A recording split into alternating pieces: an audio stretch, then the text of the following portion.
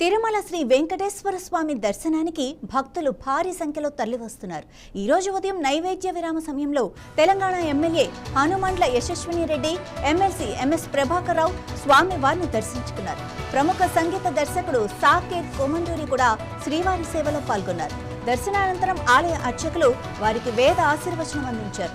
వారికి టీటీడీ అధికారులు తీర్థ ప్రసాదాలను, పట్టు వస్త్రాలను అందజేసి సత్కరించారు.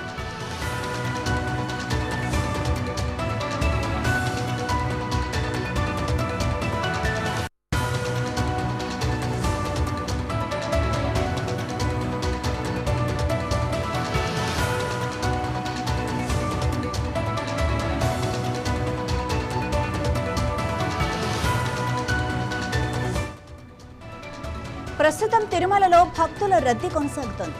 సర్వదర్శనానికి 18 గంటల సమయం పడుతోందని అధికారులు తెలిపారు. అన్ని కంపార్ట్మెంట్స్ భక్తులతో నిండిపోయాయి. క్యూ లైన్లు శిలాతోరణం వరకు వ్యాపించాయి. మంగళవారం 80,105 మంది భక్తులు శ్రీవారిని దర్శించుకున్నారు. 34,484 మంది భక్తులు తలనీలాలు సమర్పించారు. శ్రీవారి హుండీ ఆదాయం 5,18,00,000 రూపాయలుగా నమోదైంది. అలాగే 4,17,000 లడ్డూలను విక్రయించారు. అన్న ప్రసాదాలను 2,60,000 మంది భక్తులు స్వీకరించారు.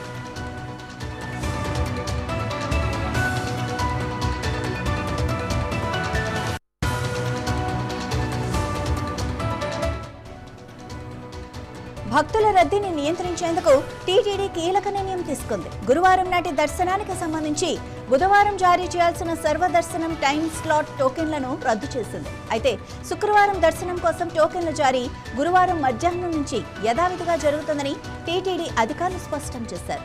తిరుమలలో భక్తుల రద్దీకి అనుగుణంగా టీటీడీ నిరంతరం ఏర్పాట్లను పర్యవేక్షిస్తోంది. టోకెన్ల రద్దు నిర్ణయం తాత్కాలికమే అని, రద్దీ తగ్గుముఖం పట్టగానే తిరిగి టోకెన్లు జారీ చేస్తామని అధికారులు తెలిపారు. భక్తులు తమ తిరుమల యాత్రను ప్లాన్ చేసుకునే ముందు తాజా సమాచారం కోసం టీటీడీ అధికారిక వెబ్సైట్ లేదా ప్రకటనలను చూడాలని సూచిస్తున్నారు. సర్వదర్శనానికి ఎక్కువ సమయం పడుతూ ఉండటంతో భక్తులు ఓపికతో సహకరించాలని టీటీడీ విజ్ఞప్తి చేసింది.